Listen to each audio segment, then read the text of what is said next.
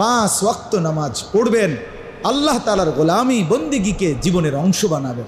বলেন ইনশাআল্লাহ।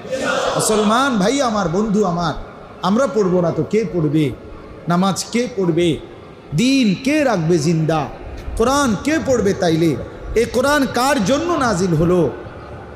এই দিন কার জন্য? বাস রাসূলুল্লাহ সাল্লাল্লাহু আলাইহি সাল্লাম হাশরের ময়দানে হযরত মাওলানা তারেক জামিল সাহেব বলছেন, রাসূলুল্লাহ সাল্লাল্লাহু আলাইহি সাল্লাম তার বহু উম্মতকে হাশরের ময়দানে নিজের পিঠ চাদর সরিয়ে দেখাবেন, দেখিয়ে বলবেন, উম্মত দেখো আমার পিঠটা দেখো, চালনির মতো ছিদ্র ছিদ্র, তায়েফের পাথরের আঘাতে এতটা কষ্ট করে যে দিন দিয়ে গেছিলাম, আমার সেই দিন কি নিয়ে আসছে উম্মত? এটা